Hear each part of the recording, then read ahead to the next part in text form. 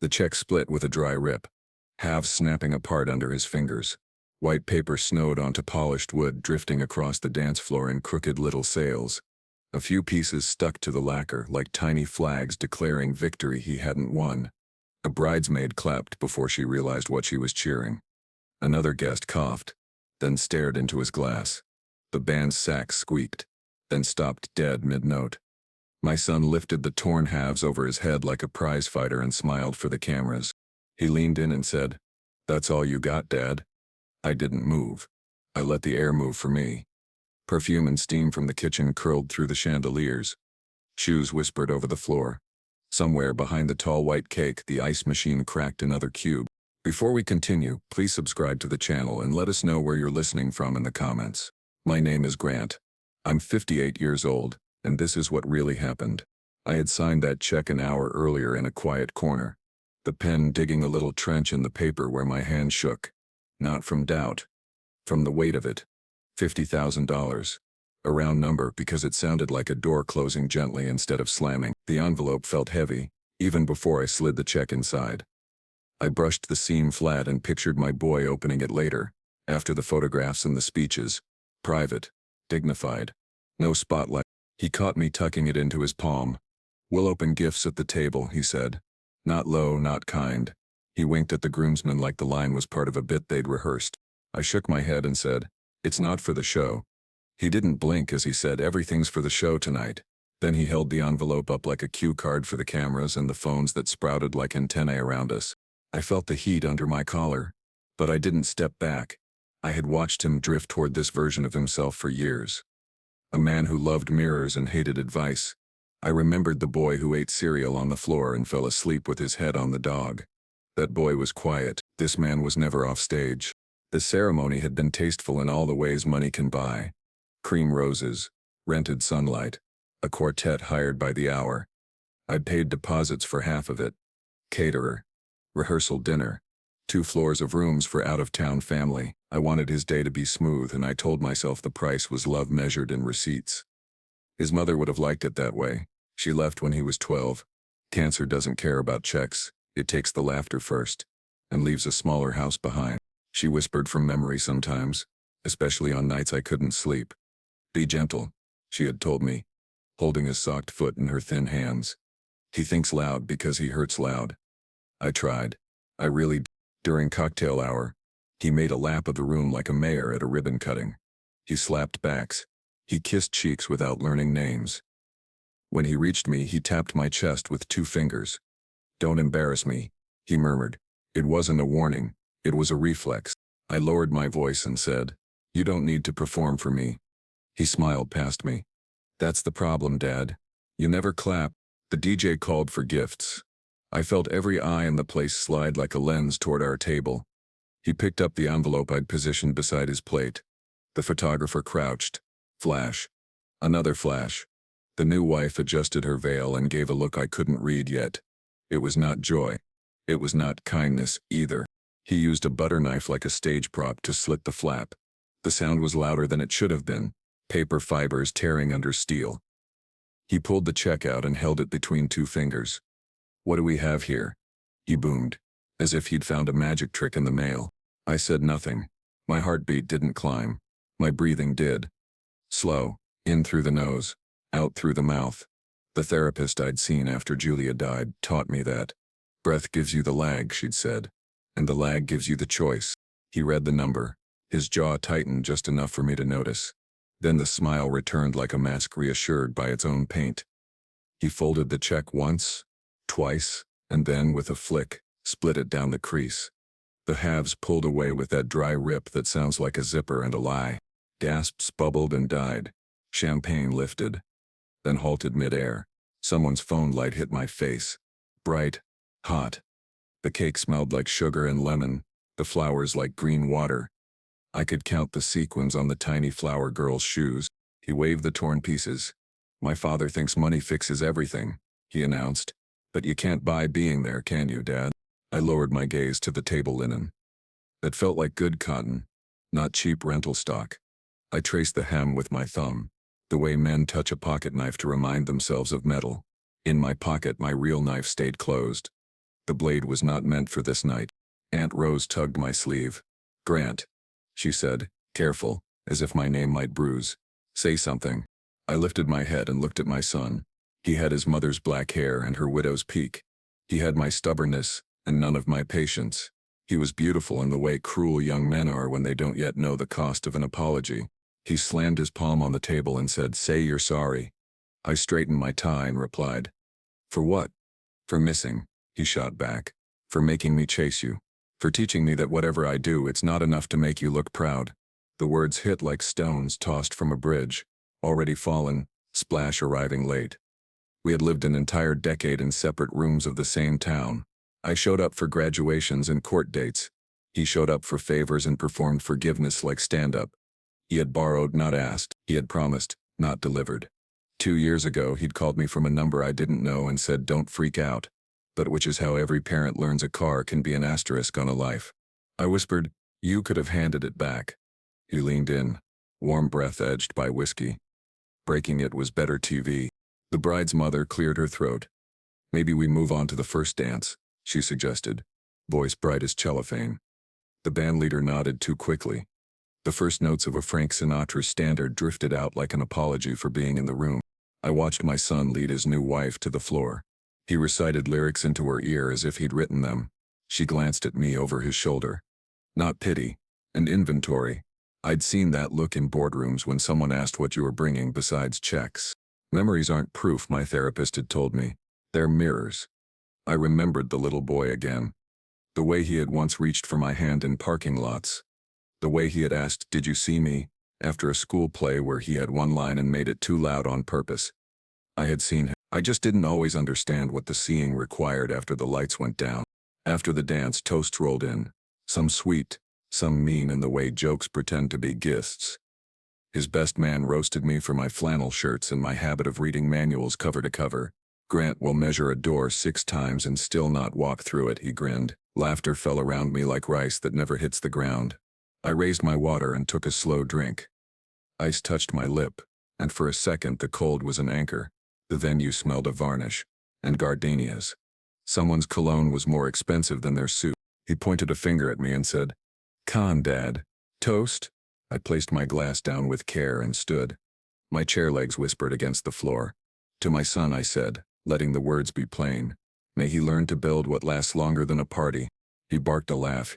"He means a house," he quipped, "because he thinks I can't hold on to anything."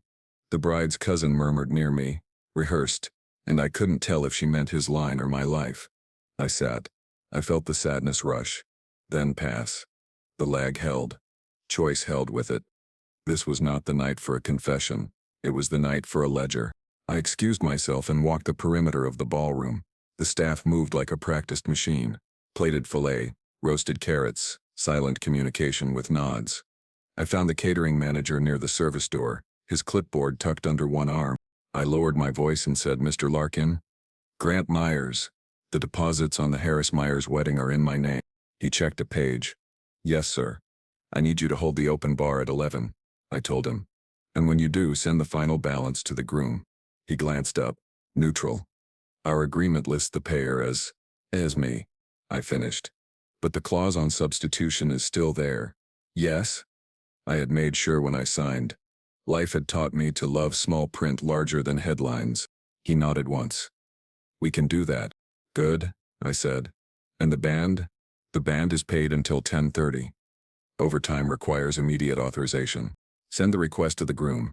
I tapped the clipboard, then removed my finger. "No free extensions." He didn't smile. Professionals rarely do when the stakes are high. He only said, "Understood." On my way back, I passed the hotel coordinator. I asked her to move the bride's grandparents from a suite to 2 adjoining doubles for comfort.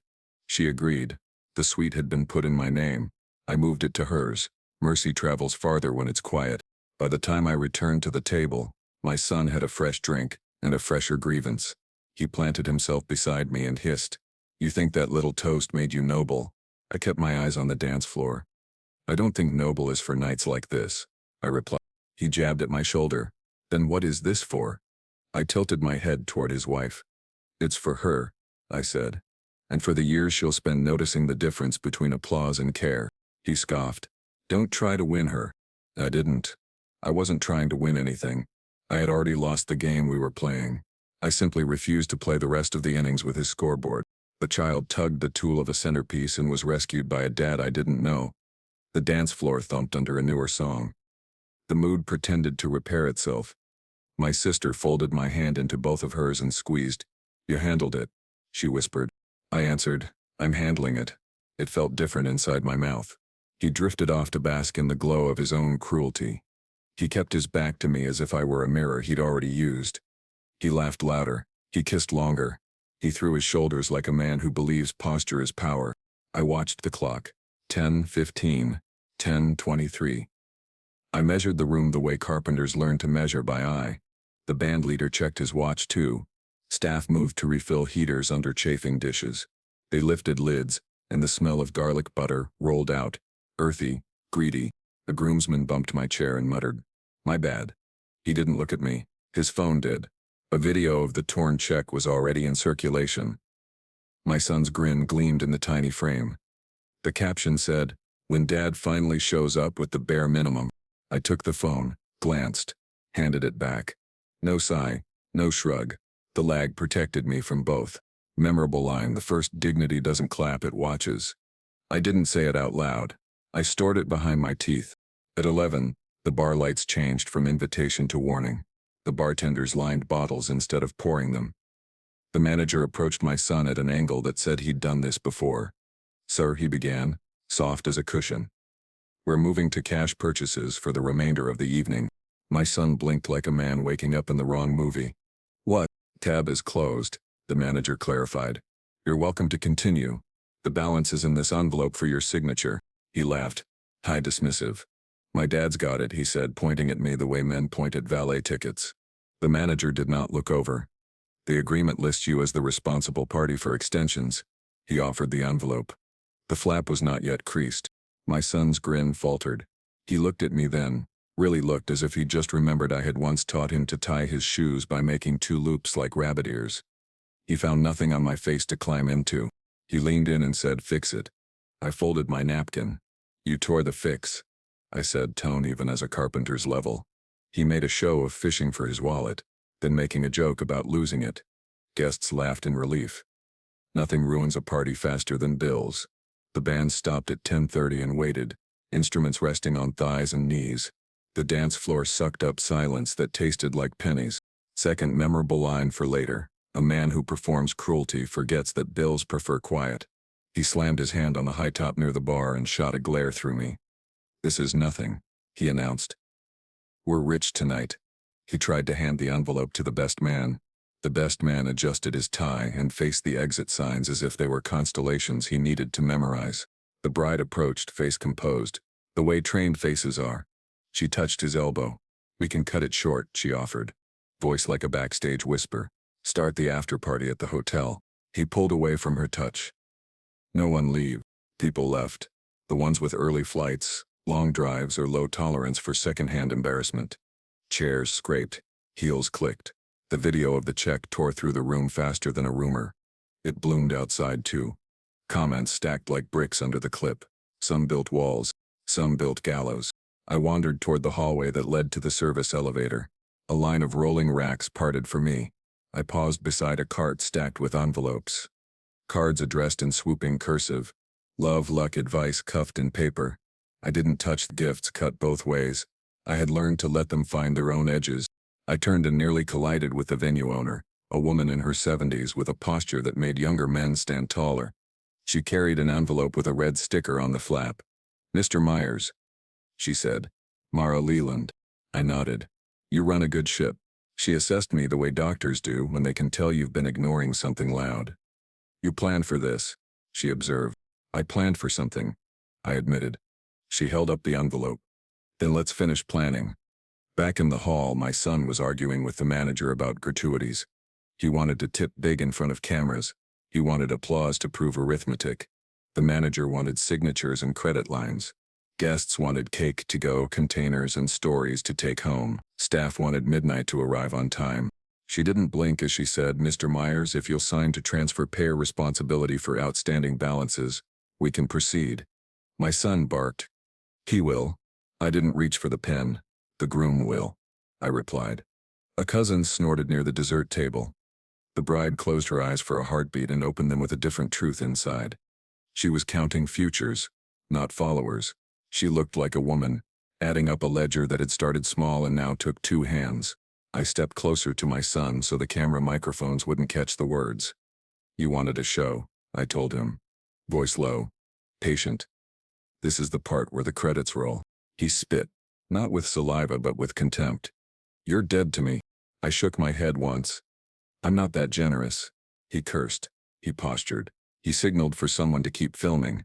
He forgot to notice the owner standing 3 steps away with the red stickered envelope. Quiet chaos suited me better than triumph. I wanted the balance to tilt without anyone feeling the shove. When it happens that way, no one pretends it was gravity's fault. It was nearly midnight when the owner moved. She walked to the microphone with an ease that said she owned not just the building but the sound inside it. She tapped once. A soft pop. She didn't announce. She didn't perform. She simply raised the envelope in her hand, the one with the red sticker, and addressed the groom by his full name. Sir, she said, clear as cut glass. Per your agreement and tonight's substitutions, the bill is now yours. The band looked up. The bartenders paused. Cameras lifted like startled birds. The groom's smile cracked. She turned, found my eyes, and with a small nod, placed the envelope into his palm. Sign here, the manager added, sliding the clipboard over the linen. The bride's hand hovered over her bouquet, steady but not still. Her mother stopped breathing through her mouth and started breathing through her nose. The sax player licked his reed without thinking, and then the owner added one last line, not unkind, not loud, and just so you're aware, the automatic payments you've been making on the honeymoon suite. Those were rerouted an hour ago to the bride's grandparents' comfort stay. The suite is now available at your rate. The word available did more damage than any insult. Available meant pay or go home. Available meant a story with a bill attached. He stared at me as if I had flipped a switch in the ceiling and turned night into noon. I didn't smile. I didn't gloat. I only nodded once. Third memorable line, the one I actually said, whatever you break in public, you buy in full. He opened the envelope with jerky motions. He scanned the total. He went pale under the tan he'd bought for photos. And then, from the far side of the room, a waiter hustled in with another envelope, white, unmarked, breathless with urgency. He leaned to the owner and murmured something that made her eyes sharpen. She turned to the microphone again. One more note, she said, glancing at the new paper. It seems a video has just been delivered to every guest's phone, scheduled, time-stamped, sent from a secure address, concerning the groom's recent financial dealings. The bride's bouquet sagged a fraction. The best man's Adam's apple jumped. My son's pupils pinned like a startled horse. The owner looked at me, then at him. I'll give you a moment, she said, stepping back as half the room lifted their screens and pressed play. Phones hummed like a single hive. Screens lifted and poured blue light over tuxedo collars and sequin shoulders. Forks hovered above dessert. Glass stems touched down softly as if no one wanted the sound to interrupt what they were about to see. He slammed his glass onto the table and barked. What is this? But no one looked up to answer. The first image in the video was a screenshot of a banking app. Withdrawals $400 at a time, dates marching backward in neat columns. A cursor circled a line labeled Transfer Wedding Fund, then slid to a second clip, the same account refilled by wire from my business line, 3 months earlier. A man's voice narrated. Steady, anonymous. Timeline of transactions authorized by the groom, it said. Source documents attached at the end. All parties' names redacted except the contracting individual. Each date pulsed as it spoke, like a heartbeat edged in light. He leaned toward the nearest phone and hissed. Fake, but the interface moved with a familiarity that was hard to counterfeit. Swipes tracked fingerprint speed, thumb hesitations at the same corners where we all hesitate. Then the camera cut to a jewelry counter. The sales associate smiled into the lens. He came in with a cashier's check, she said. When the bank called to verify, it was complicated. She gestured to a slip marked returned. The timestamp sat in the corner like a witness who had nowhere else to be. I felt the cool of the water glass against my lower lip again. The ice had melted. A ribbon of condensation ran down my knuckle. I set the glass back and watched. Not the way a judge watches, but the way a carpenter watches a level bubble settle. The bubble only knows gravity. It doesn't care about opinions. She whispered near my ear. Grant, Did you do this? It was my sister, Rose. Eyes bright with both worry and something that looked a little like relief. I shook my head once. Set it in motion, I told her. The rest is just gravity. New clip. A hallway camera. My son at an ATM at 3:12 a.m., shoulders hunched. Hoodie up. The narrator. 5 withdrawals at maximum daily limit. Over 2 nights. Funds entered a sportsbook account within 30 minutes. The footage sped up until movement became a smear, then slowed back down as he looked over his shoulder before stuffing a wad of cash into his pocket. The sound design added nothing, just the soft mechanical whir of a machine built to give and forget. The best man made a sound he didn't mean to make. Part groan, part prayer. The groom fed him scorn. Don't you dare, he snapped, humorless now, eyes flicking between the phones like a metronome losing time. The next section wasn't money, it was words. Screenshots of chats with his fiancée, promises of new beginnings, of quitting late-night bets, of calling a counselor whose number he never dialed. Then honey, I just want a reset, his bubble read. Her reply, then make one. Dates floated beside each exchange, months of effort laminated into pixels. The bride held her phone steady. She didn't blink. A small muscle at the jawline worked like someone keeping a door closed against a draft. I lowered my voice and said to no one and to myself, resets mean you power down first. The video cut to an older woman in a cardigan seated at a kitchen table. She folded her hands. I'm Mrs. Dalton, she said. I recognized the house from the rehearsal dinner, the blue and white plate wall, the jar of peppermints no one ate. He told me he needed a bridge loan until after the wedding. She continued. 5,000. He promised he'd pay it back before they left for Cabo. I wrote the check because I believed I was investing in my granddaughter's security. Her eyes flicked sideways, not to find sympathy but to find courage. Aunt Rose inhaled sharply. The bride's mother pressed her napkin flat with both palms. The bride kept watching. When the clip ended, she exhaled slow. Controlled. I recognized that breath. It sounded like the one that kept you from saying something you couldn't unsay. He raised his chin and projected. Lies. All edited. The word edited tried to do more work than it could carry. Another shift. Black screen. Then a locked file icon. The narrator. Audio recording. January 8, 10:21 p.m. Location garage behind East Ridge Tavern. Groom and best man. The waveform popped like a small fire lit in a metal pan. Their voices arrived. My son first. If he gives me the check, I'll tear it. People love a villain. It'll trend. Then we spin it. Laughter. Then the best man. And the hotel. My son again. Ironic. Auto pace set. Old man picked the bank he understands. I picked the one he doesn't. The best man's hand rose to his mouth. He didn't deny it. He didn't move at all. He became the kind of still that says a body is remembering what a mind tried to hide from itself. Pause it, someone asked, but the video didn't belong to anyone in the room now. It belonged to the momentum that moves when promises crack. I stepped back a half step and felt the edge of the wall against my shoulder blade. The paint had a faint texture like the grit on cards used for sanding. It grounded me better than any speech would have. He loomed toward me, voice lower, less for show. Pull it down, he ordered. Whatever you did, undo it. I kept my eyes on the moving images. You taught me tonight that tearing paper in public feels good. I replied without heat. You'll find out what it costs. He laughed, a sharp bark, but looked away first. He moved toward the owner, toward the manager, toward any adult in the vicinity who might rewrite a night, if asked forcefully enough.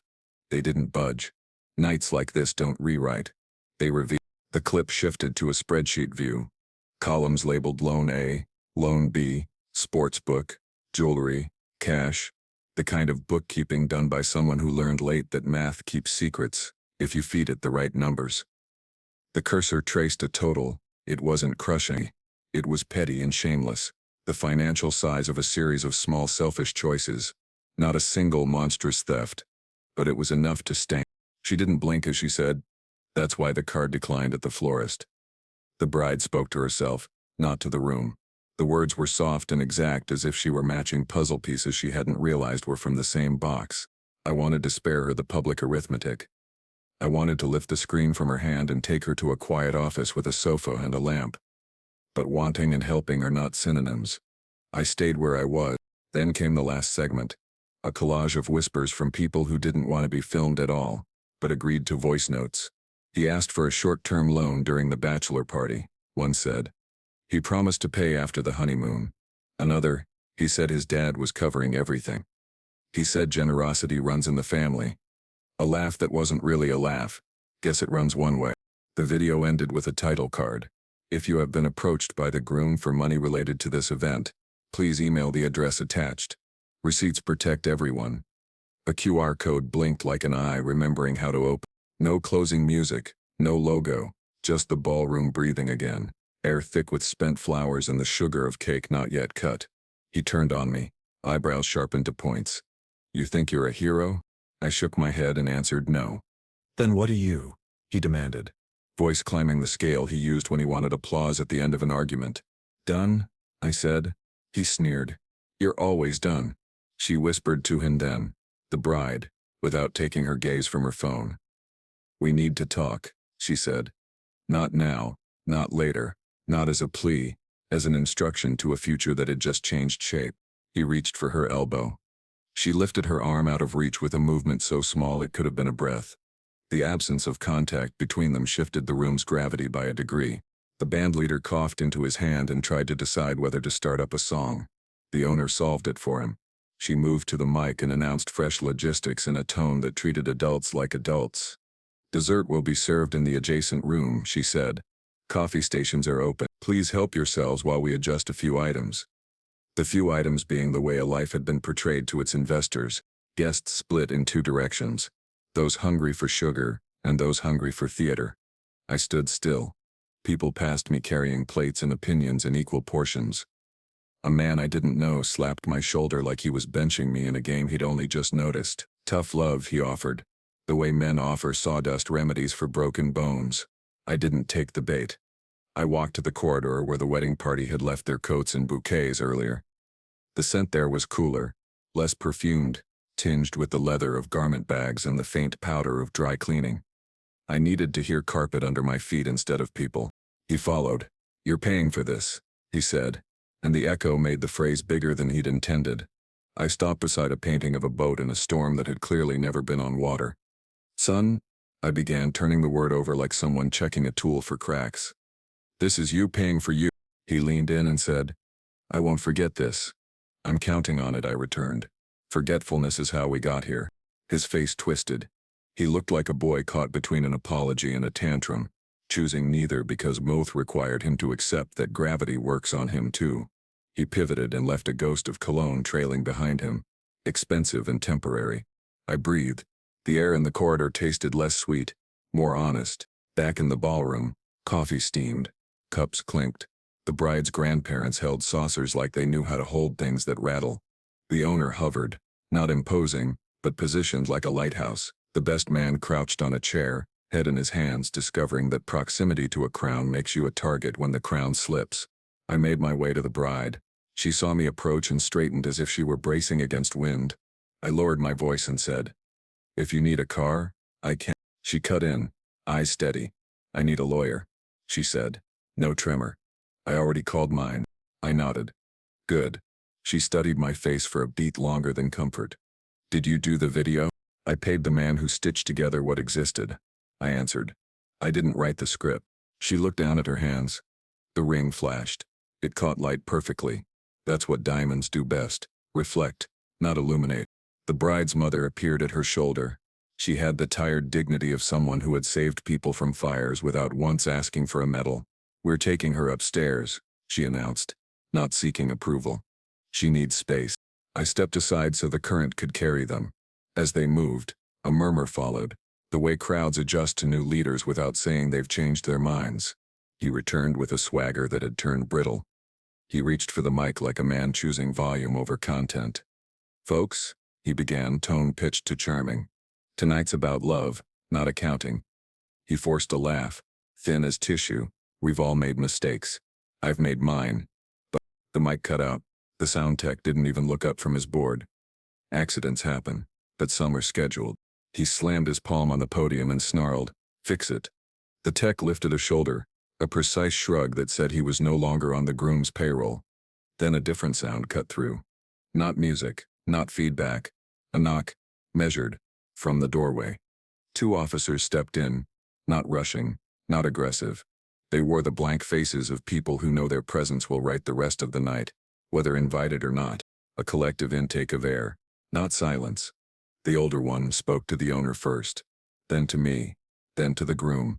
"We're here about a report of potential identify misuse connected to the honeymoon suite," he said. His tone didn't accuse. It located. My son laughed too quickly. "My father called the cops to my wedding," he proclaimed, thrusting an arm at me like a magician pointing at a volunteer. I held up a palm. "No," I said. "The bank did. Automatic holds trigger automatic forms. Gravity again." The officer didn't look impressed. He looked procedural. "We're not here to arrest anyone," he said, addressing the room without addressing it. "We're here to advise the parties about next steps." He gestured toward the hallway. "Private is better." The groom refused to move. "I'm not leaving my guests." She didn't blink as she said, "Then your guests can watch you learn about liability." The owner's patience had limits. She had decided to print them. They stepped into a side room. I stayed out. Some lessons need witnesses, others need walls. While they talked, the DJ decided the room needed a harmless song. Something with a beat everyone knew, and no words anyone needed to parse. People did the polite sway that says, "We're still human." I wandered along the perimeter. A child offered me his half-eaten cupcake like a treaty. I took it, sicker stuck to my thumb. The side room door opened. He emerged with a face like paper left in rain. The officers returned to the doorway and waited. He scanned the crowd for allies, found a few faces that used to nod by reflex, and discovered those muscles had learned new instructions. He stalked to me. "You planned it all," he accused. I let the accusation hang like a coat on a hook. "No one plans a man's choices," I said. "We plan our own." He took a step closer, then stopped. At his back, the bride's mother re-entered the ballroom with her daughter. The bride's veil was gone. Her hair, released, made her look younger and older at once. She didn't head toward him. She headed toward the cake table. She asked the server for the ceremonial knife and was given a sleeker version of a kitchen blade with a ribbon around the handle. The ribbon was white. The metal was not symbolic. I watched her touch the blade's flat edge with her fingertip. Not enough to cut, enough to feel the cool. Then she looked up and scanned the room the way captains do before they change course. He sensed it too. He started toward her, running his hands down his jacket as if grooming could fix math. She lifted the knife, not high, not threatened.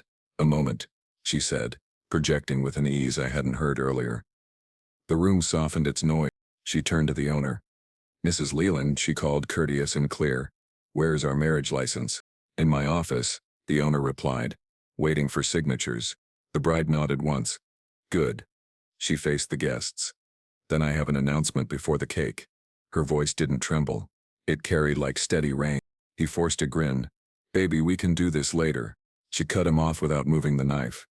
"I haven't signed the license," she said, each word a measured brick. "And I won't." She didn't raise her voice. She didn't tremble. She let the words carry their own weight to every table draped in linen and expectation. The knife glinted and stayed pointed at nothing but air. He laughed 2 seconds too late. "She's joking," he tried, glancing around for a cue he could borrow. "We already—" The owner lifted a single page from a slim folder and spoke for the room, measured and clear.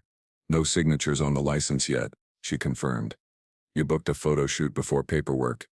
"It happens." She placed the page flat on the table beside the cake, her palm resting gently on the corner as if holding down a map in wind.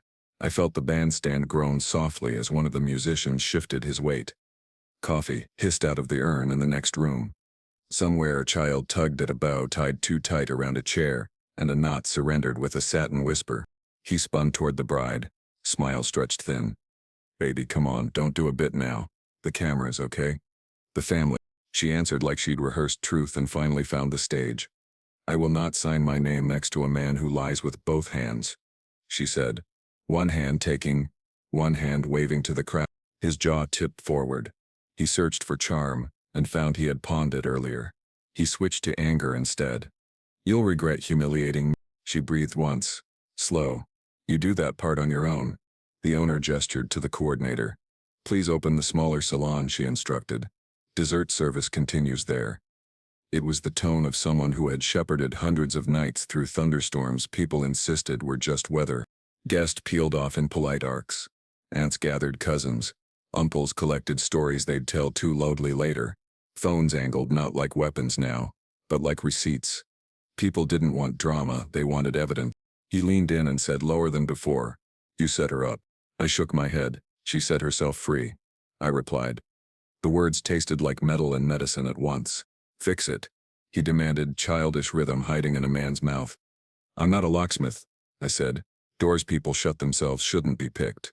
He swung his attention to the officers at the doorway. "Are you going to let her pull this stunt?" The older officer answered with all the regulation his face could hold. "Sir, marriage is voluntary."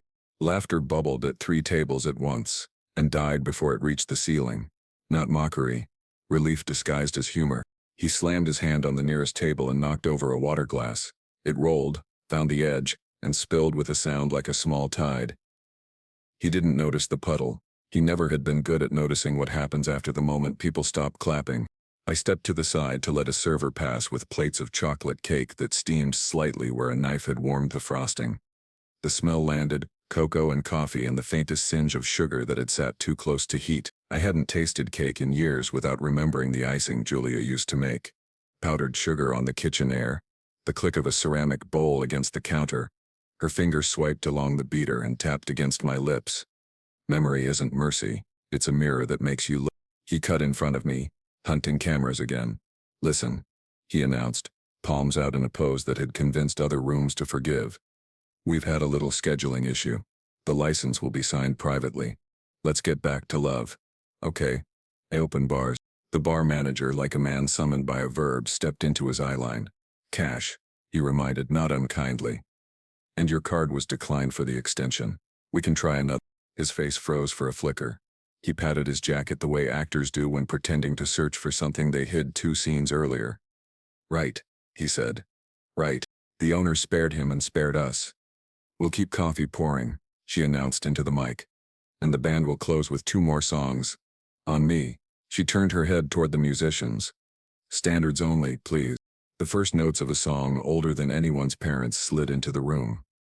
It was a melody about staying when you want to run. It hurt and helped at once. I edged toward the side door that led to the service corridor. The air there was cooler, freed of perfume, rich with kitchen heat and starch steam. A dishwasher clacked in rhythmic bursts. A chef laughed at something only the kitchen found funny. Staff moved with that beautiful economy of motion service people earn after years. Each step meaning 3. Mara, the owner, appeared beside a tower of rental glasses. "Mr. Myers," she said, her voice not soft, not hard. "True." I lowered my voice and said, "You run a ship that doesn't flap." She almost smiled. "Weather comes every weekend," she replied. "We keep towels dry." We stood a beat with our backs to the cooking heat, watching the way a night reorganizes itself when someone tells the truth into it. "Thank you," I said, and meant more than her staff list or her contracts. "You're not my customer tonight," she said. "You're my witness." She turned a fraction, eyeing me like a foreman measuring lumber. "Witnesses matter. They make people stop pretending sawdust is snow." A text buzzed in my pocket. The phone screen caught the fluorescence and reflected a white blade of light onto my palm. It was a message from Michael, my older son, the one who had moved 3 states away and stayed. The one who visited without asking for anything but time. "A text from a quiet man is a door you open quickly. Here," his message read. "At the back. If you want me." I hadn't told him the schedule. He had learned to show up without being asked because he believed presence was a job you do, not a photo you take. I typed back 2 words. Side cord. He came in from a staff entrance, less like a rescuer, and more like a carpenter showing up with the right tool at the right hour. He wore a jacket that fit because he'd had it for years and didn't treat it like a costume. He hugged me and it felt like something you could lean a wall on. He shook his head and said, "Dad." I answered, "I know."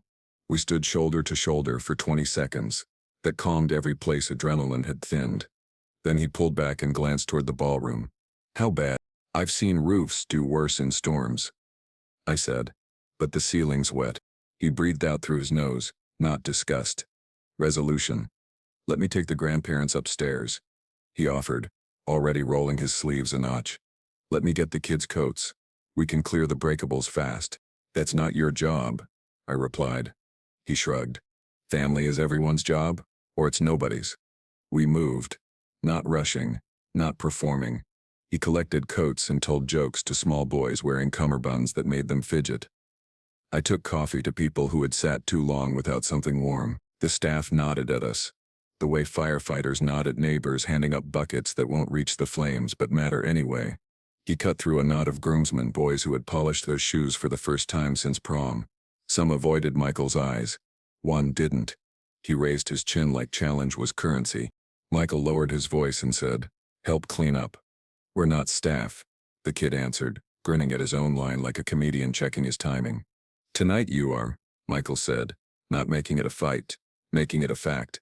The kid obeyed. Some men understand authority only when it doesn't raise its volume. In the ballroom, the bride sat with her grandmother, their foreheads almost touching. The old woman patted a hand, not to comfort, but to steady. I stood far enough away to let privacy be what dignity asked for. A server placed a plate in front of them without asking if they wanted it. Kindness sometimes looks like cake. "You didn't request." He re-entered the field of view the way storms swing back for another pass when the radar told you it's safe. His tie had loosened. His mouth had lost the script. He searched faces and found too many that wouldn't give him lines. He leaned in toward Michael first, mistaking him for a wall he could push. "This is between me and him," he snapped, jerking a thumb my way like he'd yank me on stage by a string. Michael didn't flinch. "Everything you do lands on everyone," he replied. "That's how families work." "Don't lecture me," he shot back. "You ran away." Michael's mouth made the smallest movement. He tasted hurt, and refused to swallow it. "I built away," he said. "There's a difference." He pivoted to me. "So you line him up as your golden boy now?" he accused. "He gets the applause because he knows how to hold plates?" I lifted a shoulder. "He gets respect because he knows how to carry weight without dropping it on other people's feet." He mocked a bow. "And what do I get?" "The bill," I said before I could choose a gentler noun. Sometimes medicine works faster when you don't hide it in sugar. Voices layered behind us, clinks, soft song endings, the scrape of a chair, and then a softer sound, paper on paper. The owner again. She stepped to our cluster, and behind her walked a woman I recognized from a Monday morning 2 months earlier. My attorney Elise. She wore her calm like armor kept oiled. She whispered to me first, close enough that only my ear caught it. "You ready?" I swallowed and nodded. "Yes." He rolled his eyes. "You brought a lawyer to my wedding." Elise didn't blink as she said, "Your father brought his lawyer to a meeting that happens take place at your wedding." "Timing is not my department. Signatures are." He scoffed. "What are you going to do, sue me for turning confetti into quarters?" He spread his hands, pleased with his own metaphor. Elise turned slightly so the envelope in her hand caught just enough light. "This is notice to the Treasury of the Myers family revocable trust of an event clause," she said. "Notarized. Effective tonight at midnight." She didn't raise her voice. She didn't need to. The words found more ears than mouths they were meant for. That is how consequence travels. He frowned as if language had betrayed him. "In English?" I looked at him, not with triumph, not with sorrow, with the kind of fatigue that is older than this century. "When your mother died," I began. The sound of her name inside me like a bell rung once, and left to fade. "We set up a trust for education. For first homes, for businesses built, not bought. It favored both sons equally, until one of them made public choices that endangered the other's equity." He shook his head. "This is about tonight? You wrote a trust because of a wedding." Elise interrupted with the exactness of a scalpel. "The clause is not about tonight. It's about a pattern of public acts that create liability for the family. The trigger is documentation of fraud or misuse tied to family funds." She lifted another sheet. "Documentation provided." He lunged a step toward her. "You can't switch it like a power bill." Elise's mouth did the smallest quirk that counted as humor in a courtroom. "It was always written this way," she replied. "You just never read anything longer than a caption." Michael put a hand on my shoulder. Not to hold me back, to hold me up. He attempted another tactic, the one that had gotten him out of traffic tickets and into VIP sections. "This is a scare," he announced to the guests within range. A father throwing a tantrum. A voice from the back cut through, quiet but cutting. "Mrs. Dalton. Cardigan neat, spine straighter than fear." "Consequences aren't tantrums," she said. "They're calendars." He flinched. He turned on me again. "You're going to cut me out of your money because I embarrassed you." I shook my head. "Because you keep choosing the performance over the plan." Then give me the plan, he snapped, as if I'd been hoarding it under a tarp in the garage. You had it, I said, at 12, at 19, at 25. Every time you were forgiven was a plan. My mouth dried at the memory of keys placed back in his palm, of jobs found through friends who didn't sit with me anymore. Forgiveness isn't infinite. It's a budget you can overspend. Elise slid the paper toward him across an empty dessert plate. You may acknowledge receipt, she offered. Or not. It's not required for enforcement. He didn't touch it. He grabbed for his phone instead, pulled up the video of the torn check and thrust it toward me as if replaying it could rewind the evening. This is what made you do it, he hissed. Your My hand wanted to close around the phone and shatter it against the floor. My hand didn't too. Breath gave me the lag. Choice gave me the next line. No, I said. My fear. He blinked. He didn't understand. It had never occurred to him that fathers get scared of their own sons. Not scared like men in alleys. Scared like men who see the cliff their boys walk toward and know every warning they shout becomes wind behind them.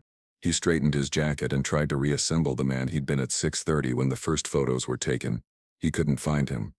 The stitching had loosened. The band played the second of the promised songs. People drifted into the smaller salon for coffee. The officers remained in the doorway, not interfering, present enough to stop new fires. Mara stood at the edge like a border guard for dignity. The bride approached us, removing her shoes as she walked. Barefoot, she looked more grounded, less breakable. She held the ribbon knife by the flat and handed it to the nearest server without ceremony. Then she faced me first, not him. She whispered, so only I could hear. Thank you for not making this about you. I swallowed a sentence that wanted to confess everything I had done wrong and everything Julia would have done better. Till you did a hard thing, I said instead. Hard things count. She nodded like a student passing a test only she knew she'd been taking. She turned to him finally. You need help, she said. Not cruel, not sweet, not mine.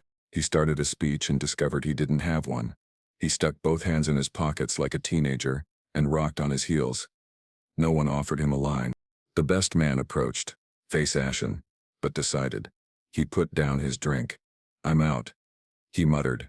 He didn't look at me. He didn't look at anyone. He looked at a spot on the carpet 2 feet in front of himself, then walked toward it and kept going.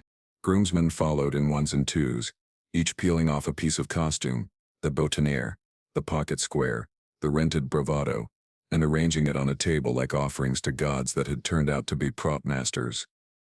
The room changed pitch. The theater dimmed. Elise checked her watch. Midnight, she said under her breath. The way a surgeon marks a time of death, even when the person on the table will get up and walk out. She tapped a number into her phone. Execute clause. She told a voice I couldn't hear. Freeze distributions to subject B. Redirect to subject A per schedule. He heard the letter before the law. Subject B? He scoffed. I have a name. Start using it like it means something. Michael replied. Not loud, not gentle. He had always been his mother's son in that way, wielding the smallest words like tools that never dulled. He lunged for the paper again but didn't pick it up. He couldn't decide whether to hold it or set it on fire. The indecision looked worse on him than rage. Rage at least is a choice made. A fresh ripple passed through the room, subtle at first, then visible. Guests checked their phones again. A new notification had landed like a small meteor. Heads tilted. Thumbs moved. Someone exhaled with a noise that sounded like a hinge relieved of rust. He noticed and straightened, hungry for a reverse twist. What now? He snapped. Dad post a sequel? I shook my head. This one wasn't mine. I had paid for edit work earlier, and asked for precision. I hadn't asked for this. I didn't know I could. Phones lit up in a line. A single subject line sat above a block of text. Vendor advisory. Immediate suspension of complimentary services. It was from the hotel group, the band's booking agency, the lighting company, the photo booth operator, and the shuttle service. Each message used identical phrasing, as if written by a template designed for storms. Each had the same line in bold near the top, as per the payer's substitution clause enacted at 10:47 p.m., and the subsequent revocation at 11:22 p.m. All complimentary extensions and negotiated discounts are rescinded. Standard rates apply. Payment due on receipt. He stuttered a syllable. Rescinded. Mara took the mic one final time, and with the natural mercy of someone who knows embarrassment is a hay cup, Even villains struggle to hold. She kept it simple. Ladies and gentlemen, she said, we'll be closing this room shortly. Staff will pack favors for you to collect by the door. Please tip your servers individually tonight. Thank you for celebrating with us. In the ways that matter. He rubbed both hands over his face until his features blurred from the force. He turned to me, eyes bloodshot now, not from tears but from the friction of refusing to see. So that's it, he said. You cut me out. You humiliate me. You delete me. I'm not deleting you, I answered. I'm refusing to be rewritten by you. He laughed without amusement. You think Michael deserves your empire? I shook my head again. There's no empire, I said. There's a house and a shop and a set of tools with handles worn by hands that showed up every morning. He gets access because he knows what to do with them. You can learn, but you don't get paid to enroll. He snorted. You always liked your metaphors. I always loved your mother, I said quietly, at a volume too low for anyone to clap for. She asked me to be gentle. Gentleness isn't the same as softness. Sometimes it's bone. He quit the argument instead of losing it. He pivoted and stomped toward the door, knocking his shoulder into a chair hard enough to rattle the forks. The chair didn't apologize. Outside, the winter night had become the kind of cold that bites through fabric and chews on ankles. The front doors pushed open and the world's air replaced the ballrooms for a second. It smelled like someone else's story. I followed at a distance, not because I wanted to chase him, but because fathers carry wrenches when cars they didn't buy stall in intersections. The sidewalk shone with a thin skin of ice. He lit a cigarette with hands that couldn't keep the lighter steady.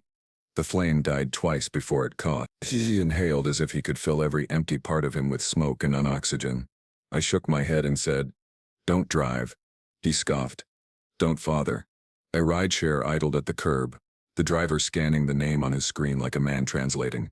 He lifted a hand. You Greg? He asked the groom. Wrong name but right time. He waved him off with a flick that meant I only take rides people see. I focused on the cold on my face, the sting where skin ends and responsibility begins. I'll pay the driver to take you home, I offered. Quiet. He spat a word into the dark. It shattered and fell like cheap glass. He flicked the cigarette into the slush and ground it under his shoe, then slipped and grabbed the railing, swearing louder. The cigarette end hissed and went out. His anger steamed and went nowhere. Back inside, the owner had transformed the chaos into a gentle exit. Staff boxed slices of cake like care packages. Children slept on coats. Women swapped flats for heels they'd promised not to bring. The bride stood with her mother and grandmother, 3 generations forming a small wall no storm could breach without permission. Elise touched my elbow. One more item, she said. Professional to the end. You'll need to sign the notification to the estate lawyer about the deed. I blinked.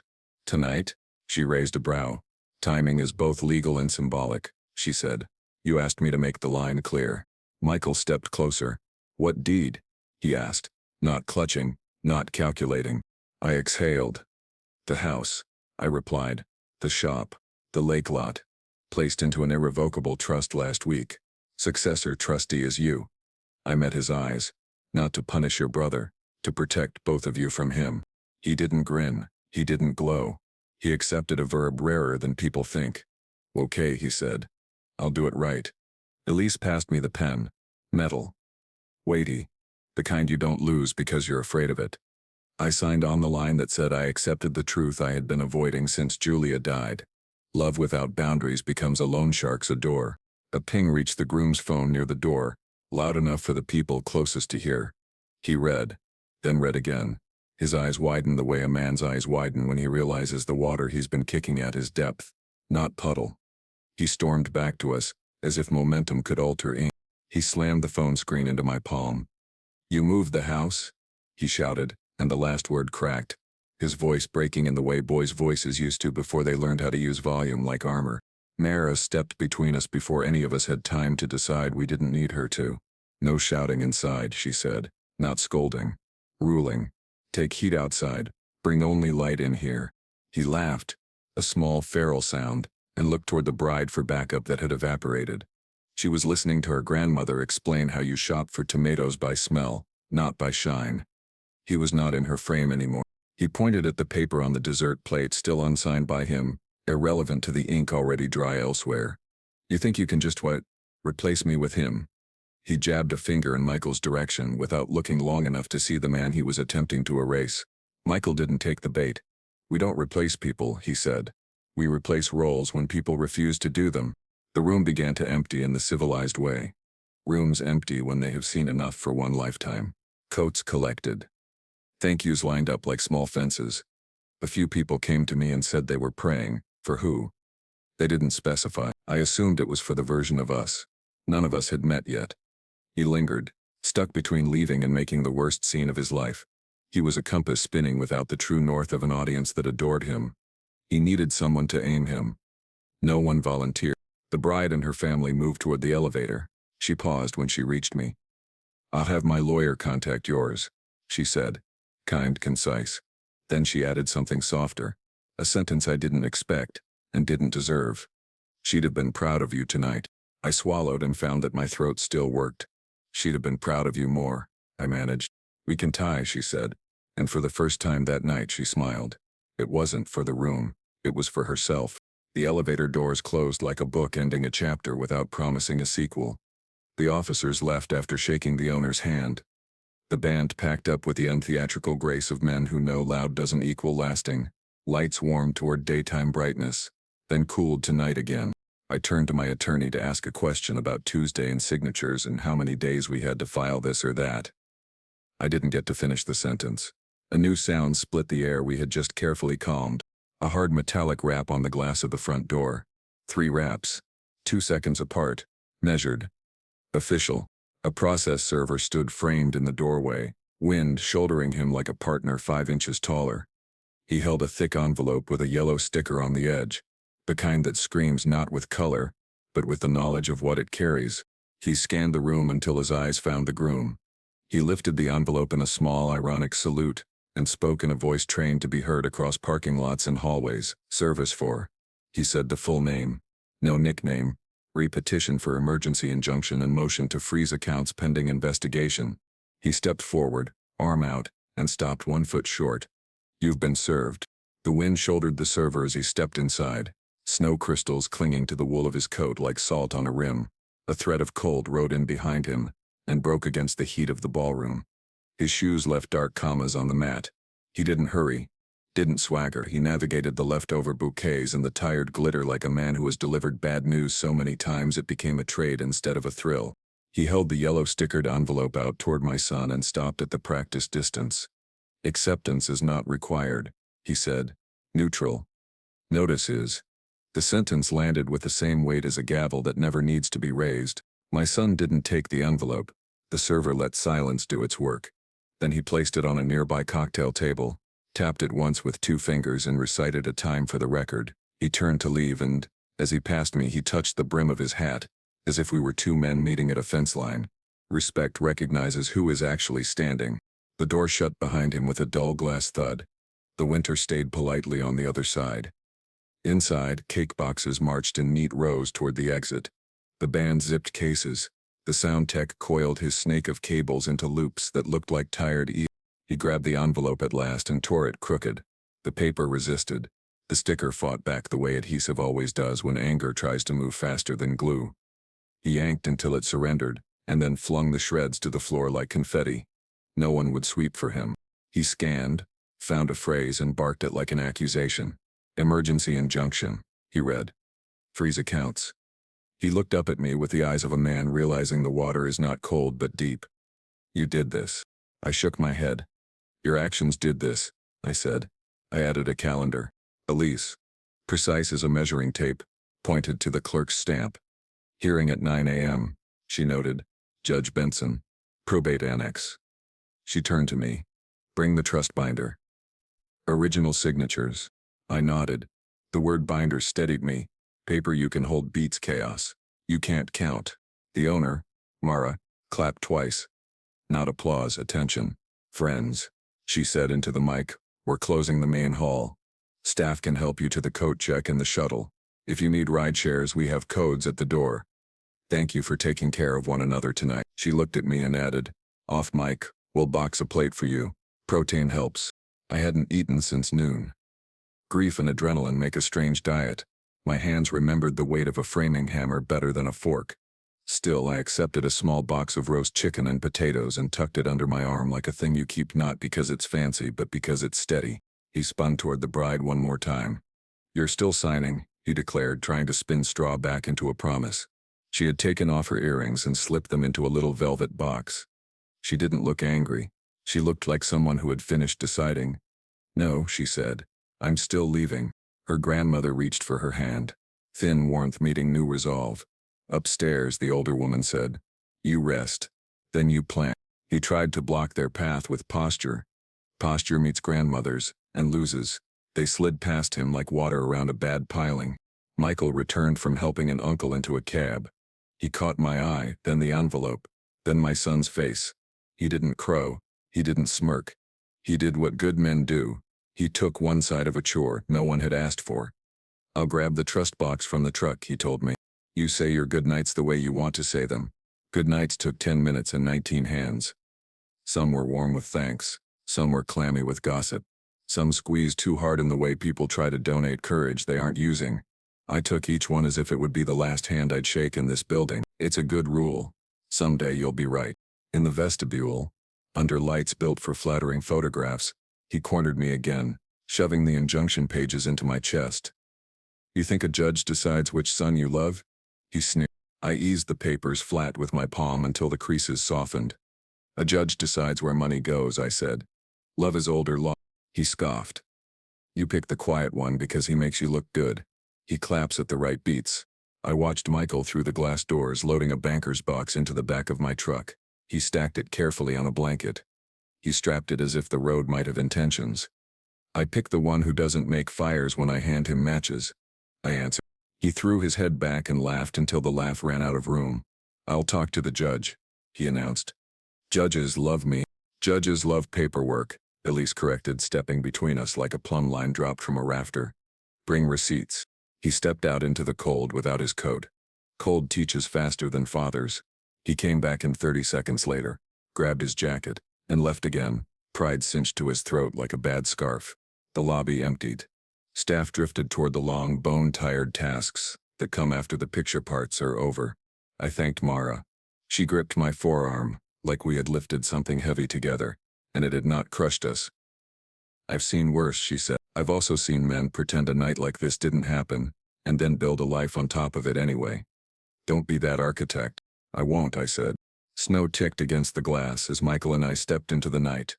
The truck's engine coughed, then settled into the familiar low rumble that had carried lumber, appliances, a crib, a pine casket, and so many boxes of ordinary days that it had nothing to prove. We drove the long way home because men sometimes need extra road to put behind them before they can sleep. At the house, the kitchen greeted us with its old wood and the lemon oil I rubbed into the counters on Sundays. Michael put the box on the table and went to make coffee like a man who understands that caffeine, at the right hour, counts as care. I opened the banker's box. The smell came up first. Paper, ink, the faint sweetness of envelopes that had done their duty. On top lay Julia's handwriting. Not a letter. A label in blue marker she would have teased me about for keeping. Trust Primary Original. Her script curved even when she was tired. I lifted file folders as if they had bones. Birth certificates. Insurance. The deed to the shop, folded so many times it had muscle memory. The trust binder itself, leather soft with years. It opened with a sigh like a book that had been waiting to continue a story it knew wouldn't get the ending it wanted. Michael set a mug beside my elbow and leaned one hip against the counter the way his mother used to. "You okay?" he asked. I considered the question with the seriousness it deserved. "No," I said, "but I'm right." He accepted that as the answer it was. He pointed to a smaller envelope I had missed because I didn't want to see it. "What's that?" It was a different shape. Long. Tied with a cotton ribbon faded to the color of dishwater. On the front, in Julia's hand for when silence stops working. My breath paused. Not fear. Awe. She had always been 3 moves ahead when the board was life-sized and the pieces were our boys. Michael saw my face change and stiffened a fraction. "You want me to leave?" he asked. I shook my head. "I want you to stay." I untied the ribbon. The knot loosened like a lesson, refusing to be forgotten. Inside, 1-page line torn from a notebook with a cartoon lemon in the corner. A grocery list pad she'd bought on a whim at the hardware store, because she liked the way the magnet held to the fridge. The ordinary can be the most ceremonial thing in a house. Her words were simple. They always had been, even when her pain wasn't. If you're reading this, she wrote, it's because our quiet tried and failed. Grant, don't let the louder son steal the future from the quieter one. Don't make love and enabling the same word. If one boy turns every ladder into a stage, take the ladders away before he falls and breaks the other boy. It will feel like betrayal. It will be inheritance. Teach both of them that a family name isn't a bank account. Jeff. Michael read without touching the page, like he didn't want to smudge the ink between his mother and the night. He swallowed. He didn't cry. He did something I had learned to treasure. He changed the way he stood. A little straighter, like the words had put a new beam under the roof inside him. He leaned in and said gently, "You kept this from me." "I kept it from me," I answered. We sat in quiet, the kind that sands down edges without taking off fingers. The furnace clicked. Pipes whisper. Through the window, the maple tree in the front yard lets snow pull its smaller branches closer to the ground. Not as surrender, but as strategy. Flex beats break. Around 2, he dozed on the couch, mouth slightly open, one hand on the folder like a father with a baby on his chest. I dozed too, upright, the way men do who don't trust sleep to keep its side of the bargain. The night passed in pieces. Every time I woke, the letter still existed. Relief can be proof. At 7, coffee woke us for real. We drove to the courthouse in a gray light that makes even dead cities look like they're thinking about their sins. The probate annex sat behind the main building. Less marble, more plastic plants. The security guard greeted us with the weary civility of a man who knows everyone walking in believes they have the most important paper in the county. Judge Benson's courtroom smelled like old paper and new carpet. The pews creaked politely. The Claire ticked without drama. Elise met us with a tablet and the look of someone who had slept 2 hours and still managed to iron her blouse. "Opposing counsel?" I asked. She nodded toward the aisle. A man in a too-bright tie and a haircut built for billboards perched on the edge of a bench, scrolling on his phone like he could swipe us away.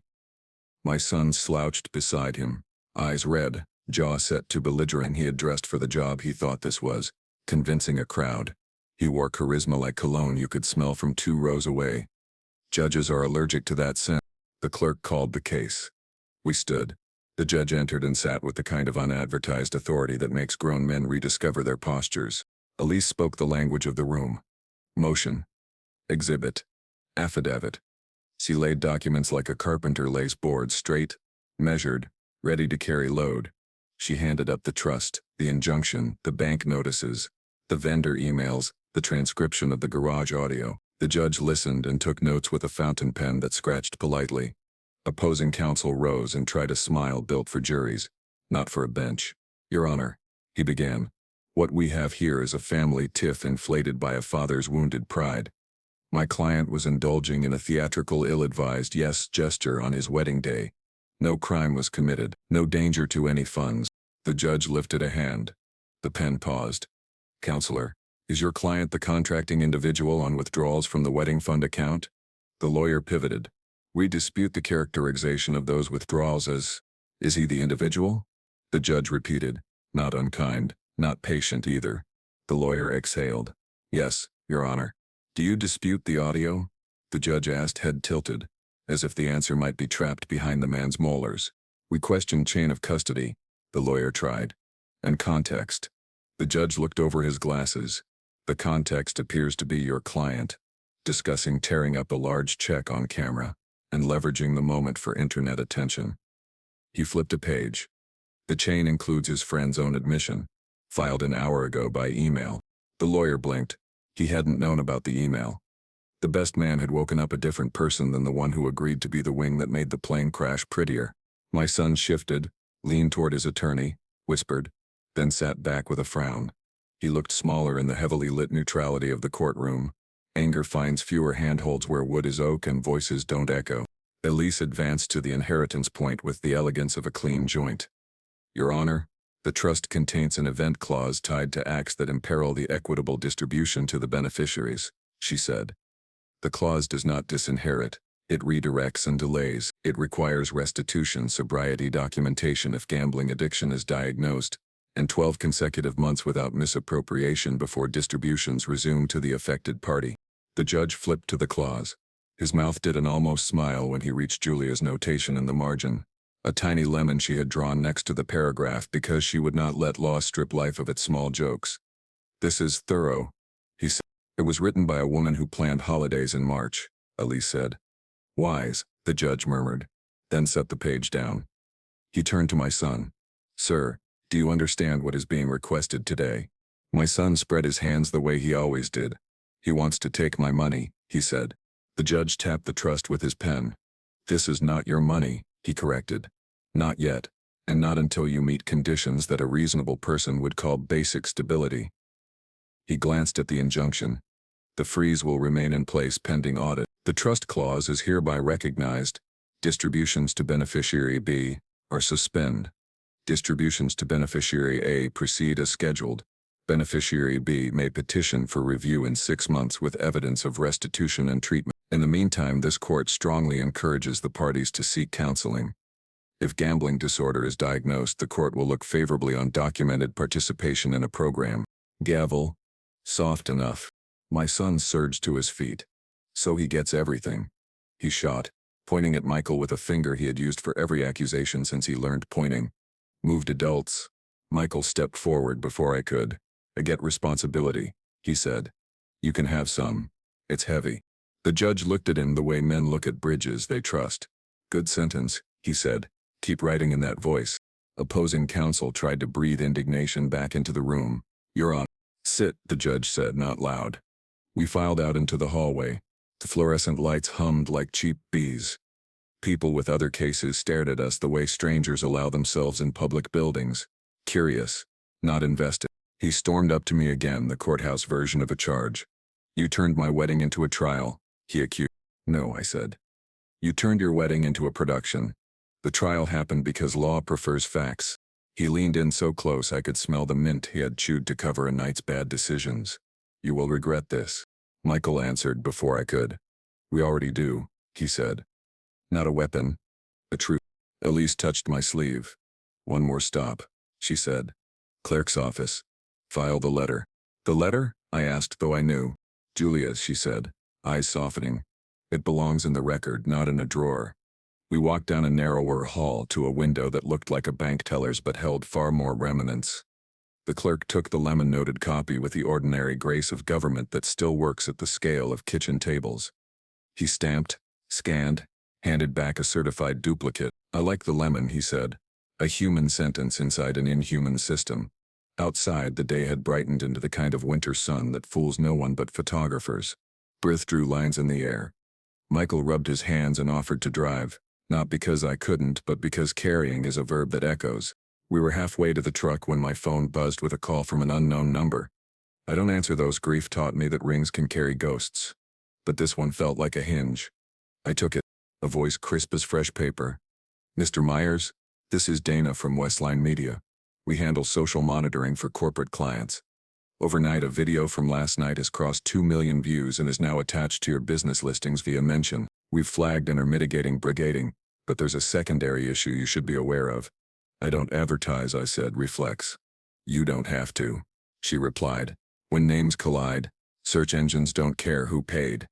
A cousin of the groom started a fundraiser an hour ago, claiming you abandoned the wedding and left staff unpaid. It's game." My stomach didn't drop. It did something colder. It chose a tool. "Send me the link," I said, "and send a takedown request with the invoices from the venue and the timestamps." "We already filed," she said, "but the faster move is a counter-narrative from the venue and the bride's family." "We don't do narratives," I answered. "We do receipts." "Good," she said. "Receipts sell." I hung up and exhaled steam. "They're crowdfunding." I told Michael. "For what?" he asked. "For the story they wished they were in," I said. We reached the truck. Michael opened my door the way he did when the day had more tasks than hope and small courtesies kept machines running. He stopped, hand on the handle, and listened with me to a new sound cutting across the parking lot. Footsteps quick, breath fast. A voice calling my name in a tone raw enough to make strangers turn. It was the bride. No veil, no makeup left that couldn't be washed away. A coat over a t-shirt that read Harris Family Picnic 2014. Her hair had decided to be honest. She reached us, winded, and put her hands on her knees for 1 second before straightening. She didn't blink as she said, "He broke into my grandparents' room." Michael's head went still. "Is everyone okay?" "Yes," she said. Door bolt held. He pounded and yelled. Security came. They escorted him downstairs. "He's in the lobby now demanding the license." "The license is in a drawer behind a locked office," I said. "Mara keeps better locks than people." Her eyes flashed gratitude and something else. Resolve folding into plan. "I need a statement," she continued. "From you, that you are not pursuing charges for last night's public humiliation. That your focus is the injunction and trust only." My lawyer says it narrows his angles. Elise had already caught up. She had a way of appearing exactly where paperwork thickened. "They can draft," she said. 10 minutes. We found a bench in the cold sun. Elise typed with thumbs that had memorized more statutes than most men can memorize their anniversaries. She handed me her phone. The statement was clean, human, exact. I signed with a stylus that pretended to be a pen and felt like an apology to calligraphy. The bride took a photo of the screen and sent it to 3 places at once. "Thank you," she said. Then she shifted her weight like someone testing whether a bridge will hold. "I'm going to the lobby now. He wants a scene. I'll give him a corridor." She turned to go, then turned back. "One more thing. The honeymoon tickets. In his name only. I'll transfer the credit to my grandparents for spring." "Good," I said. "Paris isn't the only place with light." She smiled. Small and real. She left. Michael watched her go, then looked at me with a question I had been pushing away. "What happens if he doesn't hit the marks?" he asked. "The restitution. The year clean." I stared at the courthouse bricks, red like memories of school gyms and band concerts. "Then the clause becomes the map," I said. "He'll have to build his life without family money the way most men do. It's survivable. It might even be saving." Michael nodded. "You think he will?" "I think people surprise you in both directions," I said. "I'm leaving room for the good kind." We got in the truck. The engine caught. The heater coughed warm air that smelled faintly of last summer's cut grass. I pulled out and checked the mirrors, the way a man does who believes the world owes him neither lane nor luck. We made it 4 blocks before another sound entered the day. A pop. Not a gun. A tire. The steering pulled right like a horse that had seen a snake. I eased us to the curb and stepped out to look. Nail. Big one. Someone else's job tonight, now mine. I opened the toolbox and found the jack where it had always been. Under the thing you need first and forget to move last. Michael rolled up his sleeves. "We can do it in 14 minutes, he said. "Beat my best." We did it in 12. A boy on a scooter watched the entire operation with the reverent silence usually reserved for fireworks and magic tricks. When we finished, he gave us a thumbs up like a witness giving testimony for the right side. His mother called him, and he left. Wheels buzzing like a tiny bee on honest work. We drove home. The phone buzzed twice more with updates. The fundraiser had been flagged. The venue had posted a calm paragraph with a photo of the signed invoices. Vendors paid. Event concluded. Please direct rumors to the recycle bin. The bride's mother had posted 6 words. "We choose peace. We choose receipts." It was the most powerful copy I'd read all year. By evening, the house held family the way a good boat holds water, not too much, not too little, just enough to float what matters. Rose arrived with soup. A neighbor dropped off rolls because grief and victory eat the same carbs. Michael's kids colored at the table and asked if Grandpa's shop had any wood scraps they could turn into castles. It did. Around 8, my son texted. The message was short. Not apology. Not attack. A single line that meant he had finally hit the bottom of the night and found it made of something other than water. Rehab? It read. I stared at the question until it stopped being a test and turned into a bridge. I typed back one word that did not let him in, did not push him out. Yes. And then, because I had learned that boundaries without directions are just walls, I sent a second message. The name of a counselor. The address of a clinic. The phrase Elise had taught me that courts recognize and mothers would have written on lemons. Documentation required. I set the phone face down. The house murmured. The soup steamed. Michael handed me a roll and bumped my shoulder with his like we were on a job site, and the beam had finally slid into the bracket. I took a bite. It tasted like starch and the future. The doorbell rang. Not twice. Not frantic. 3 tones, evenly spaced. Same rhythm as the process server's knock. Same authority without the badge. I wiped my hands and went to the door. The way men do who know whatever is on the porch will have to be let in or sent away, but cannot be ignored. On the porch stood Mara, the venue owner, hair tucked into a wool hat, cheeks bright with cold. In her gloved hands, another envelope. No sticker this time. No yellow, brown like old paper bags and school lunches. She offered it without ceremony. "This came to my office this afternoon," she said, "from a safety deposit box we keep for clients' keepsakes during events. I think it's yours." I took it. My name was on the front in Julia's hand. Below it, "Open only if he tears a check in public." Mara's gloves squeaked against the paper as she shifted the envelope into my hands. The cold rode in on her coat and set a thin, bright edge on the kitchen air. Michael hovered near the coffee, a human anchor with steam rising between us. I ran my thumb along the crease. The paper was the heavy kind Julia loved for letters, linen stock that took ink like it had been thirsty its whole life. My name curved across it in her hand, the loop on the G open at the top the way she always made it when she wrote fast. Below, smaller, "Open only if he tears a check in public." I shook my head and said, "She always wrote like she trusted the future to have a sense of humor." Mara's mouth tucked into a corner smile. "She trusted you," she replied. Then she tugged her hat lower. "You have a good house. Keep it upright." She left the way competent people leave without making you thank them twice. I slid a knife under the flap and felt the paper give, fibers parting with a soft hiss. Inside, a letter, a small USB drive and a Ziploc a pharmacist might use, and a photocopy of a notarized page. Michael leaned in and asked, "Want me to read it or you?" "Together," I said, and held the page where the kitchen light fell clean. "Grant," it began, "if this is in your hands, the plan we hoped for got rerouted by the plan we needed. You told me once that love is a long carpentry. Measure, cut, sand, fit, repeat. You also told me sometimes the board you bought isn't the board you built with. If the louder one performs cruelty with an audience, you must make an audience out of consequences. The quiet one should never pay the ticket for shows he didn't attend."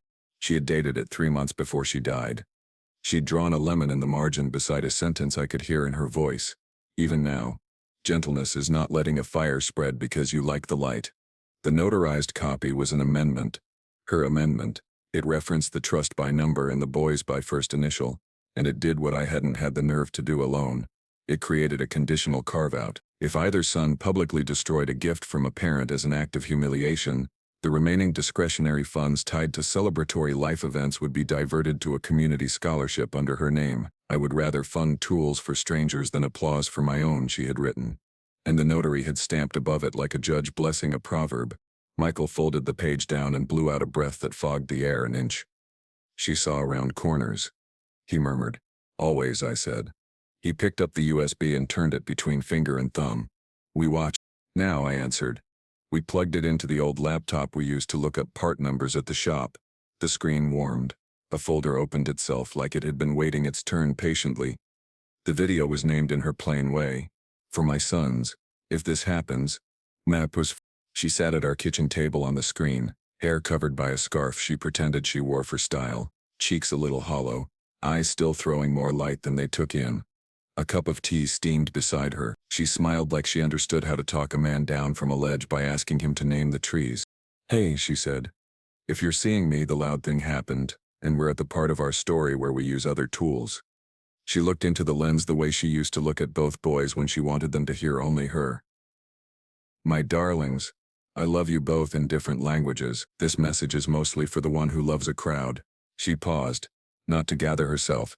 She never needed to when the subject was our boys, but to let words find their weight. "You will say it was a joke," she went on. "You will say Dad is proud that he loves a big gesture. He is proud, but the gestures he loves are the ones you do when no one is filming. The ones with hammers and late nights and receipts, and quiet. If you tear a check in public, you'll be telling us a story with your hands. The story says, 'Look at me while I burn this bridge.' Bridges save everyone time. We're going to build some where you can't set them on fire." She explained the scholarship in a paragraph that would have made a donor weep and a board nod. "It activates when a child humiliates a parent's gift." She said, "Yes, it's specific. So are all the good recipes in this house. We'll send kids to vocational programs, nursing schools, apprenticeship nights, men and women who choose work over theater. It will be your name on the fund, sweetheart. Not as a trophy, as a map." She reached forward and tapped the camera with her finger. A soft click. "To the quieter one," she added, now facing where I sat. "Lead with care, not contempt. You will be tempted to collect gold stars for being decent. Decline the reward. Do the core. And listen when your father says he's scared. He gets to be. The video stopped. The screen held the last frame. The lemon-colored sticky note on the fridge behind her. The one she drew a smiley face on when the boys were little because it made them eat oranges. I didn't move for a few seconds because anything I did might break something you couldn't glue. Michael wiped his face with the heel of his palm like a man who got sawdust in his eye. She picked the right nouns, he said. Mop. Bridge. Chore. I nodded. And we're late, but we're here. My phone chimed. Elise again. Update, her text read. Fundraiser disabled. The new statement trending. Bride's council filed temporary protective order for family's rooms. Granted. Rehab intake available at 4 p.m. Chapman Center. If he texts again, I can call ahead to expect him. As if she had read our kitchen, another text came in right under hers. My son. Where? That was the whole thing. No punctuation. Grief writes in fragments. I typed back, Chapman Center. 4 a.m. I'll meet you in the lobby.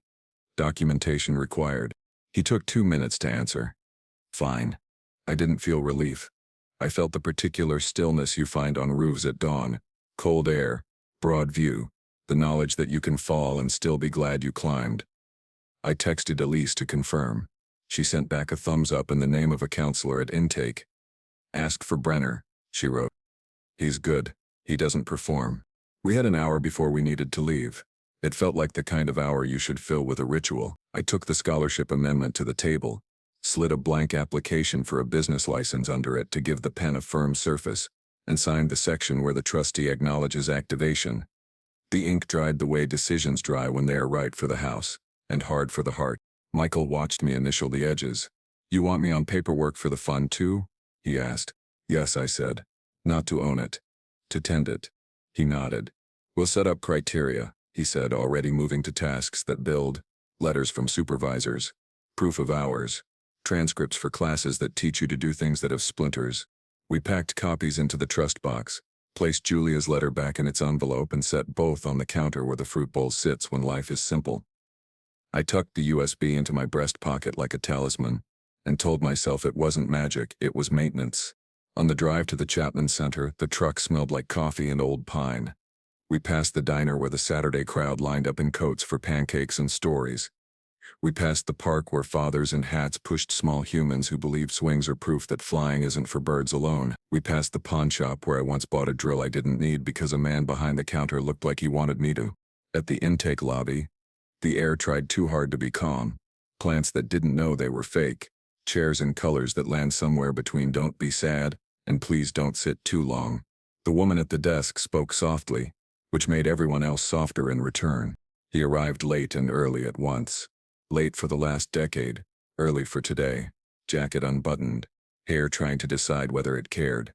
Eyes rimmed red the way eyes are after a night of excuses or a morning of reality. He saw me and adjusted his face like he was back on stage. Then he saw the woman behind the desk and changed it again to something truer. I didn't offer a hug. I offered the most honest thing I had. I'm here, I said. He nodded like agreeing hurt less than arguing. Don't lecture, he warned, preemptive reflex twitching. Not my plan, I answered. He leaned in and said quieter than I'd heard him in years.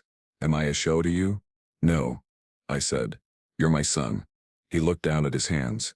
They shook a little. He tucked them under his thighs the way kids do when they want to trap a tremor. What if I can't do this, he asked. You can fail, I said. That's allowed. Quitting isn't. A counselor appeared. A man with a beard that made his face look less unkind. Brenner, he introduced himself. Come on back. Paperwork straightforward. Honesty easier here than anywhere else. My son stood. He glanced at me, then at the hallway, then back. You're staying? In the lobby, I said. If you want me when you walk back out, you'll find me. He nodded and followed Brenner. The door fell soft behind them. The clock on the wall ticked. The plant pretended to grow. Michael sat with me. He cracked his knuckles once and stopped, as if apologizing to a room for making noise. After 20 minutes he stood. Gonna get coffee, he said. You? Decaf, I answered, surprising both of us. He came back with cups that smelled like robust intentions and an oatmeal cookie because kindness requires carbohydrates. We drank. We waited. We said nothing because every sentence you speak in waiting rooms competes with the hope inside it. He reappeared at 45 minutes, smaller and more human at once. His cheeks were wet. He didn't wipe them. He sat. He looked at the exit and then at the intake door and chose the seat between them. A metaphor that made itself and didn't need to be admired. I said yes, he said, voice rough. Good, I said. Saying yes once is a skill. Saying it tomorrow is a practice. He rubbed his palms against his jeans. They want me to sign a release so you can get updates. Your choice, I said. I'll help whether I know details or not. Help doesn't need a syllabus. He sniffed. Half laugh, half broken. They also said no phones for the first week, he added, as if daring me to be proud of him for being inconvenienced. Okay, I said. I'll talk to the bank, we'll set limits. We'll also set boundaries. He nodded. You'll freeze me. I'll help you thaw the right parts, I said, and keep the old ice on the accounts. He leaned in, a boy for a second under the man's wreckage. She'd be mad at me, he whispered. Yes, I said, and she'd make soup. He laughed, a sound that remembered the child he had been when the dog slept at his feet. And the biggest problem in the house was the Lego set missing one roof piece. Brenner returned with a clipboard. 2 more signatures, he told my son, and a bag check. We'll get you a bed. You'll hate me at some point this week. That's okay. You don't have to like carpenters when they fix your roof. My son stood and looked at me as if asking whether this was the line you cross or the guillotine you dodge. I'll be here, I said again, because some sentences work by repetition, more than cleverness. He followed Brenner. The door side shut. The plant stood its fake ground. The clock hands climbed toward a number that meant nothing except that we were still alive. Michael rested his head against the wall and closed his eyes for 10 seconds that looked like prayer and felt like rest. On the drive home, winter light hit the windshield in gray decisions. Traffic moved the way it does on Sunday afternoons in towns where dinner starts at 6. My phone buzzed with a number I recognized as Mara's office line. 2 quick items, she said when I answered. 1, we found the check halves under the stage when we swept. We're bagging them for your records. A beat. 2, a gentleman stopped by an hour ago asking to rent the hall next weekend for a redemption party. His words. We declined. I smiled without letting it take the whole road. Thank you, I said. Keep the halves. We don't hang the past on the wall, but we don't throw away receipts. Good policy, she replied. Oh, and the scholarship. We want to host the launch on us. She hung up before generosity could turn into fuss. Back at the house, Rose had returned with a pie because we were running low on sugar, and congratulations. The kids had built a city out of scrap wood on the dining room floor, and were asking for a permit. I issued one after a short hearing. Michael grinned. The world kept turning the way it does when you oil the right hinges. Evening arrived dressed like a friend. I went to the shop after dinner and stood in the smell of sawdust and solvent for a long minute. The bench held the dents of 1,000 tasks. The pegboard held hooks where tools hung in the order that made me fastest. I ran a hand along the dowel rack the way men check fences after storms. On the stool I drafted the scholarship notice we'd send to the paper, and the county votek pac parum. I wrote the name at the top without crying, and without ceremony, the Julia Myers Bridge Fund. I wrote the first line the way she would have.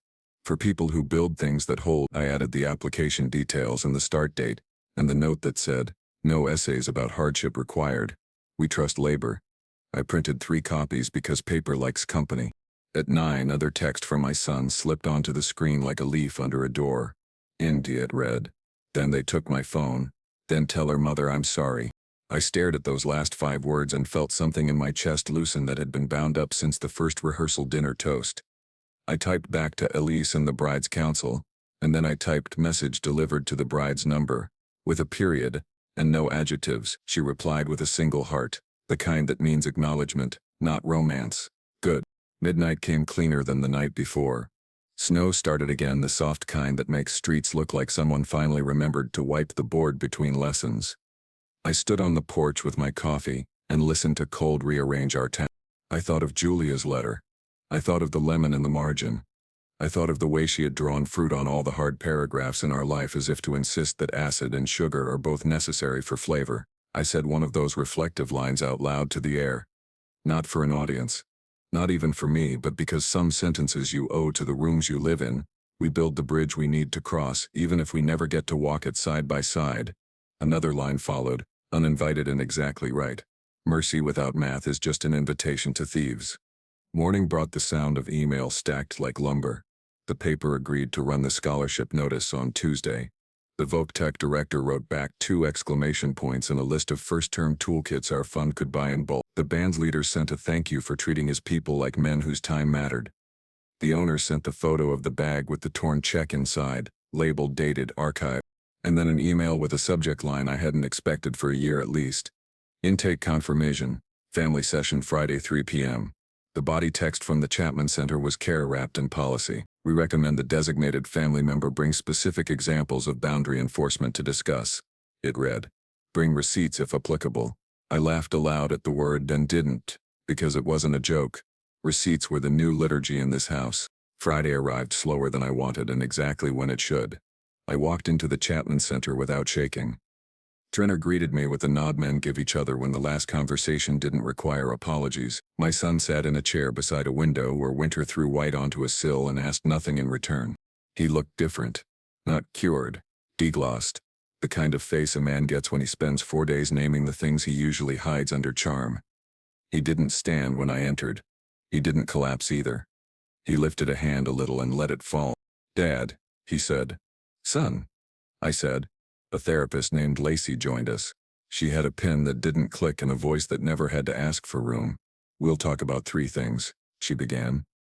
What happened? What happens next? What you don't do anymore? She smiled the slightest smile. The third list is longer. We talked. We didn't score points. We set beams. We wrote the words that would go in the file. No access to family funds until restitution complete. Breath tests before visits. No public stunts. If he films, visit ends. We wrote the words that didn't go in files but belong in houses. I love you, I will not finance your fire. He flinched at that last one. He nodded anyway. Okay, he said. Say it again. I love you, I repeated. I will not finance your fire. He put his face in his hands and stayed there. His shoulders shook without drama. Lacey slid a box of tissues across the table with the economy of motion. You get when you've done this with 100 sons and 100 fathers, and every combination of hurt between, we did not hug, we did not perform, we did the chore. When it ended, I stood and he stood, and we looked at each other like men who had finally found the same blueprint. He whispered, "Tell Mom I'm trying." And the sentence pierced me in the place where grief lives without rent. She hears, I said. Truth? Maybe not. But in this house, some truths become true by how we act under them. Outside, the day had the good hard blue of cold you can build under. I drove to the shop unlocked and pulled the cardboard box from under the counter that had been waiting since Tuesday. Inside, 2 hammers, 4 tape measures, 3 levels, a set of chisels, and 10 gift cards to the vocational program bookstore. I wrote a note to tuck into each kit. Build what holds. Jam Bridge Fund. Then I sat on the stool and wrote the line that belonged to me alone, to say once and then fold away like a tool you don't show off. Whatever you break in public you can fix in private, but you buy the materials yourself. We launched the fund that Sunday afternoon in Mara's salon, room warm with coffee and people who smelled like work. The bride came, standing in the back with her grandmother and mother, 3 faces lit by the kind of relief that isn't happiness but points there. The band played 2 songs without words. A kid in a hoodie pushed a dolly full of chairs like he owned the place, and in that moment he did. I didn't speak long. I said the names that mattered. I held up a toolkit. I told the room we were done with shows and interested in lives. I read one sentence from Julia's letter without saying it was Julia's. A family name isn't a bank account. We handed out 5 kits that day. To kids whose hands swallowed the tape measures whole. To a woman who had left a man last month and decided she'd build shelves before she let anyone tell her where plates go again. To a vet who missed the sound of purposeful noise. They didn't thank us too loud. They took the boxes the way hungry people take bread. After, the bride touched my sleeve. He called the florist, she said. He apologized. He paid the balance from his own account at intake before they froze his cards. He asked me to tell you. Thank you, I said.